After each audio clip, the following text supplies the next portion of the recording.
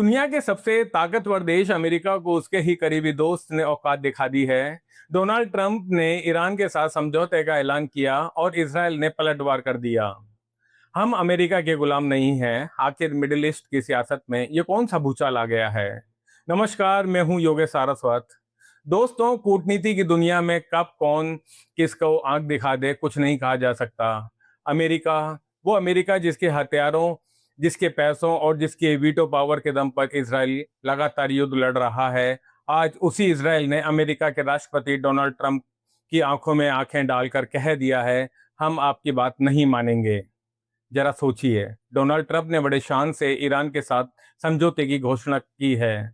उन्होंने उन्हें लगा कि पूरी दुनिया और खासकर इसराइल उनके इस कदम पर उनकी तारीफ करेंगे, लेकिन तेल अवीव से तालियों की गूंज तो नहीं बल्कि एक दहाड़ नजर आती है। इसराइल के प्रधानमंत्री बेंजामिन नेतन्याहू ने साफ करते हुए कहा है कि यह समझौता हमारे लिए बाध्यकारी नहीं है, मतलब वी डोंट केयर। नेतन्याहू ने स्पष्ट कर दिया है कि ईरान चाहता है कि इजराइल लेबनान के सुरक्षा क्षेत्रों को छोड़ दे, लेकिन ऐसा बिल्कुल नहीं होने वाला। इसराइल किसी भी बाहरी दबाव के आगे अपनी सुरक्षा को दांव पर नहीं लगाएगा। हैरानी की बात यह है कि दोस्तों, नेतन्याहू ने ईरान के परमाणु कार्यक्रम पर सीधा प्रहार किया है। उन्होंने कहा है कि समझौते में ईरान के परमाणु कार्यक्रम पर प्रतिबंध का तो कहीं जिक्र नहीं है। नेतन्याहू ने कसम खाते हुए कहा कि मैं जब तक हूं, ईरान को न तो आज और न कल और न ही कभी परमाणु हथियार बनाने दूंगा। लेकिन दोस्तों, यह कहानी यहीं खत्म नहीं होती। कहानी की असली क्लाइमेक्स तो अब शुरू होता है।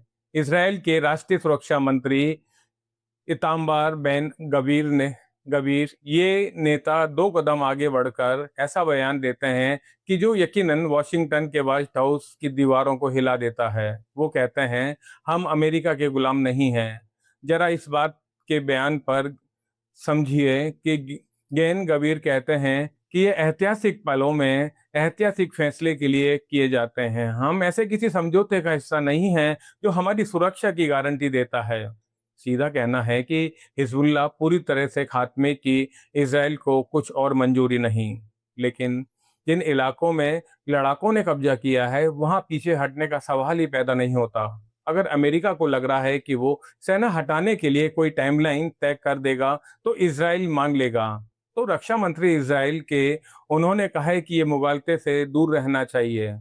उन्होंने दो टूक शब्दों में कहा कि सेनाएं सीमा के पीछे नहीं हटेंगी। इजरायली सेना यानी आईडीएफ लेबनान, सीरिया और गाजा के क्षेत्रों में अनिश्चित काल तक बनी रहेंगी। इसराइल ने सीधे तौर पर ईरान को भी चेता दिया है कि अगर लेबनान की आड़ में हमला किया तो पूरी ताकत से जवाब मिलेगा। देश अपनी पूर्ण संप्रभुता बनाए रखेगा, किसी बाहरी समझौते आगे नहीं झुकेगा। धन्यवाद दोस्तों।